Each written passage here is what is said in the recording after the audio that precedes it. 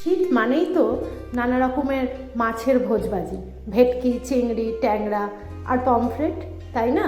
তাই আজ ইয়াম মিনিস কিচেনে রইল ট্যাংরা ফুলকপি দিয়ে পাতলা একটা ঝোলের রেসিপি। ঝোলের জন্য আমি প্রথমেই ফুলকপি আর আলুটা ভাপিয়ে নিয়েছি।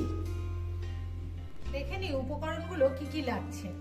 আমি দুটো বড় সাইজের টমেটোকে এইভাবে কুচি করে নিয়েছি, সামান্য পেঁয়াজ কুচি নিয়েছি, এক গাঁট আদা নিয়েছি, আর নিয়েছি কাঁচা লঙ্কা।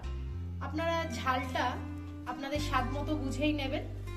আর লাগছে আমার সর্ষের তেল আর স্বাদ মতো নুন, আর লাগছে ধনেপাতা কুচি। এবার মশলার পালা।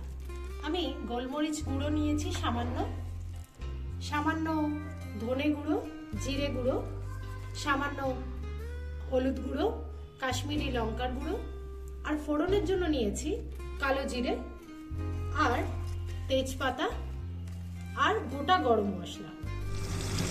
নুন হলুদ দিয়ে মাখানো ট্যাংরাগুলোকে গরম তেলে ভেজে নেব। চেরা কাঁচা লঙ্কা আর কালো জিরে ফোড়ন দিয়ে রান্নাটা শুরু করলাম। ফোড়ন দেওয়ার পরেই আমি ভাপানো আলু এবং ফুলকপিটা ভালো করে ভেজে নেব। ফুলকপি আলু আমি ভালো করে ভেজে নিচ্ছি এবং এই ভাজবার সময় আমি দিয়ে দেবো স্বাদ মতো নুন আর সামান্য গোলমরিচ গুঁড়ো। মশলাটা বেটে নিই।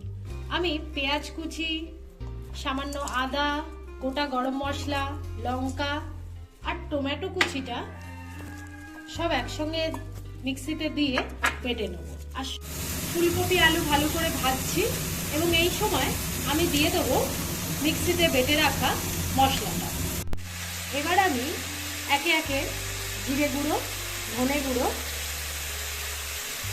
অ্যাড করব আর দিয়ে দেবো হলুদ গুঁড়ো, কাশ্মীরি লঙ্কা গুঁড়ো। মশলাগুলো কষানো হচ্ছে, এই সময় আমি দিয়ে দেবো ধনেপাতা কুচি। ধনেপাতা কুচি দিয়ে আমি ভালোভাবে এটাকে কষিয়ে নেব। ভালো করে কষিয়ে দিচ্ছি। এই সময় আমি ব্যবহার করব মশলা ধোয়ার জল। এবার সেদ্ধ করা অবধি অপেক্ষা করব, ঢাকা দিয়ে দেব।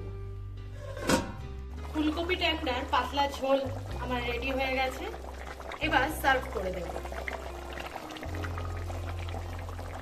গরম ভাত আর ফুলকপি ট্যাংরা যুগলবন্দি অসাম। রেসিপিটি বানান আর কমেন্ট করুন। ধন্যবাদ।